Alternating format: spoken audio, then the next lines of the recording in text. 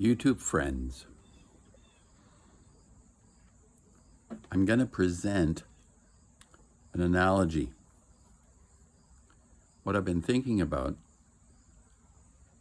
and I've been having a few noodle sessions and conversations with a good friend, excellent mechanic,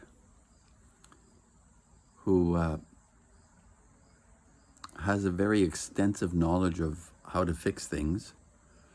And he's a good mechanic because he has probably an innate fix-it quality thing about him. Quite interesting. He can take something apart completely with thousands of little parts and find them all again and put them together. It's like, I don't know how that works. I could never do that. But I call him Vintage because his last name is Ford. And anyway, I was ruminating, and I was having a coffee with him this morning, and we had been exchanging some thoughts on the nature of our reality and existence. And one of the things I concluded, well, let me first of all say that Howdy McCoskey put out another brief video on people that believe.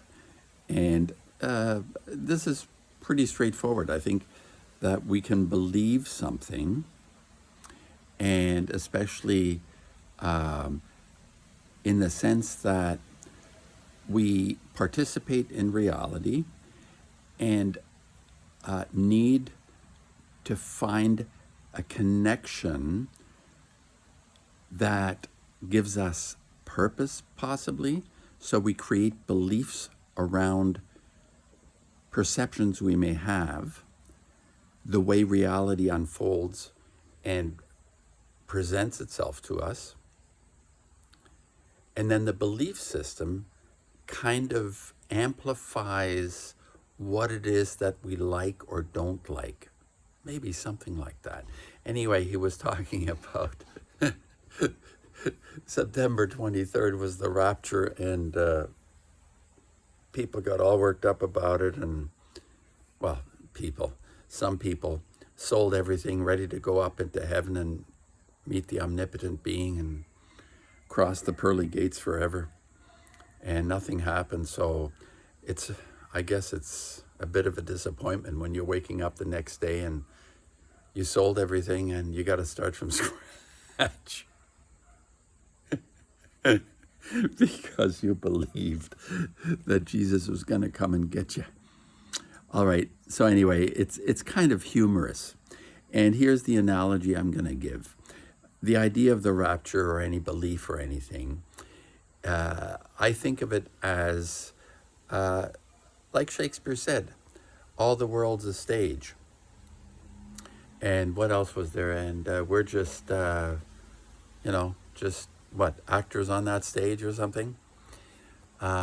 So let's take that stage theater analogy. So reality is basically similar to a theater, meaning that it's a fabrication in the sense of a make-believe kind of thing. Theater is a sort of make-believe, but it's based on a reality as people might experience it. So it is the reason Shakespeare is really effective and has lasted all this time is because he makes a lot of sense in the way he presents his understanding of our nature, who we are.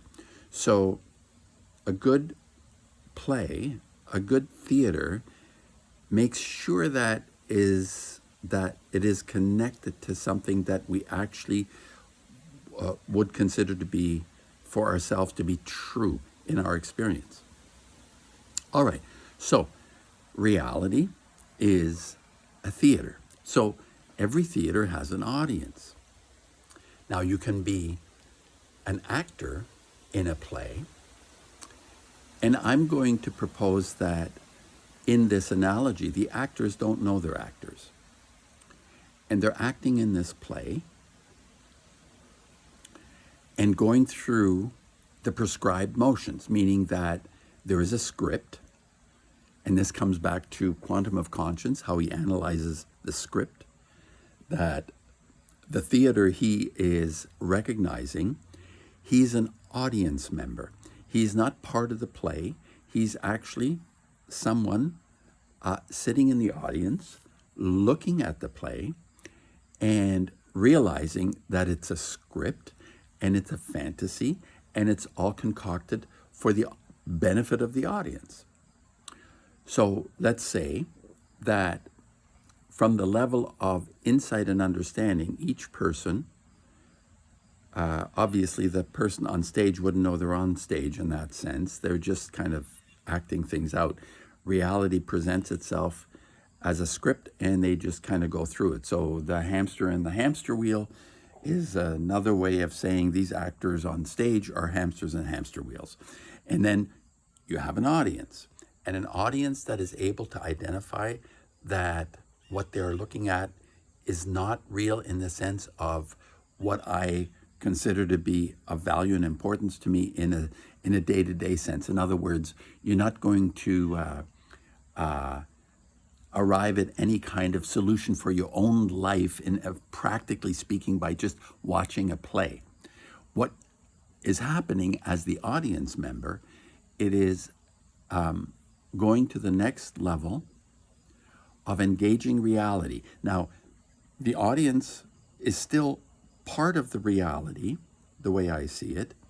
The play is going on with the actors on stage, and the audience, that is I, analyzing, understanding, watching, and I leave the play after it's done, and I've taken something away from it that may help me in my day-to-day life. If I continue this sort of fantasy that I'm creating for myself, that I finish, I'm an audience member, I feel satisfied for having understood the play in some form or other. And in this case, understanding that it's a fabrication. The reality that we exist in is basically that play. And it has no substance to something that is of extreme importance to me. I'll reference the soul, the idea of this essence that a human being has, especially if you have migrated to the audience. You're not just being regurgitated sort of piece of meat, sack of blood in this stage event. All right, so here's the kicker though. Based on McCoskey's idea about arriving at a state of nothing, meaning that as long as we identify ourselves with an ego, a personality, the Tom, the painter, the artist, all the kind of things that make me feel I am me, is in the way. Even though I'm in the audience, understanding, analyzing, going through the experience of this reality with a feeling of, I get it, we're being manipulated, we're being led by the nose kind of idea. I get it. So what I'm saying is, as this, the next level for me is based on the McCoskey idea of nothing, as me as nothing. What would that be in this analogy? So I would say that the audience, in order for it to transcend being inside this reality, you're still in the theater, meaning you're still in the theater called reality, would need to step outside and have an external observation on being an audience member, if you know what I mean. Like, there is a separation that needs to occur once we have elevated ourselves to a sense of identifying the theater that is all around us. Then we're the observer, we're the audience, but then what is required is to step outside of that audience seat into a a higher level of looking upon what is going on to the audience and at the theater and the play at the same time. And in that sense, there is, in my mind anyway, there is a kind of sense of nothing, no entity as such that could be identified in any kind of personality way. So how do we achieve? How do we transcend? How do we get out of our personality to be able to analyze the analyst in us? So that is just the sense of progression, if it is a progression, revelation. Like I say, I'm not learning anything, but things are revealed to me, is a way of picturing myself not being connected to me.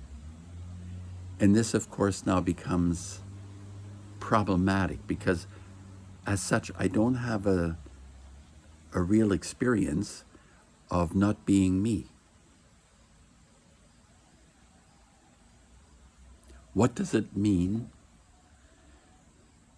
to have this, I suppose the word might be detachment, from what is the me, to be able to objectively, I don't like that word, detachment is the best way I can put it, to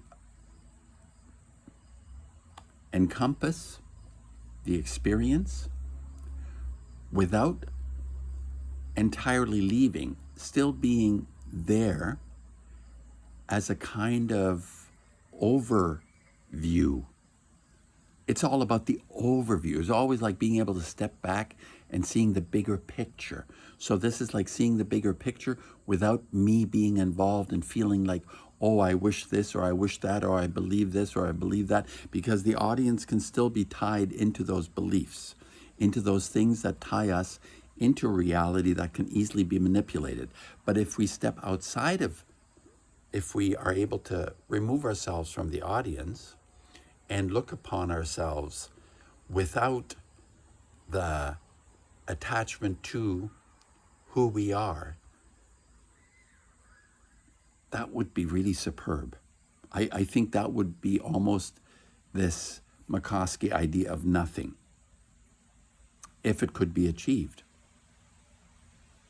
And I'm going to continue to ruminate on this to see what practically, I know McCoskey has talked about recapitulations and going through intense sweat lodges and circumstances that push us to the brink in some way. But maybe that's not necessary. Maybe that's not necessary. I think there may be a way for our essence, that soul spark thing inside of us, to even while we are breathing, living meat bags, to separate itself in some way, to be able to observe, if that is possible. If there is a non-personality aspect attached to the soul idea. I hope this makes sense. I was quite enthusiastic and excited about this notion of, I don't know, not because I don't want to do the heavy duty, well, I don't want to do the heavy duty work. It's like recapitulation in every moment of my life and looking at, okay, yeah, Howdy, maybe that's working for him, but I don't see it for myself. There has to be a more, let me put it, not easier, but elegant way.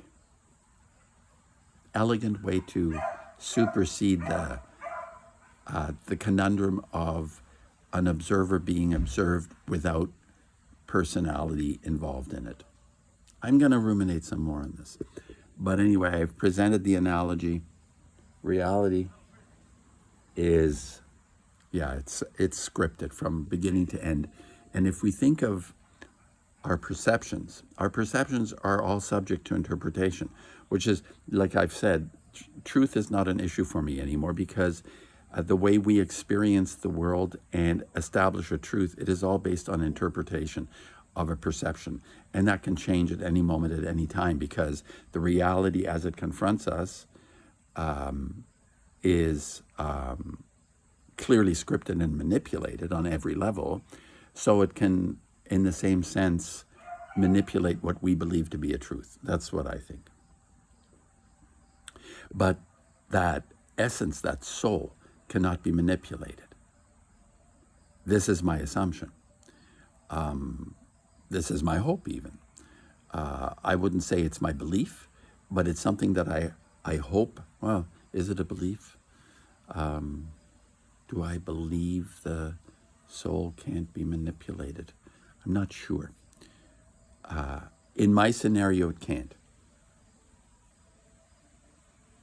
So anyway, our day-to-day life is perception and interpretation at every single moment. Every moment is perceived and interpreted.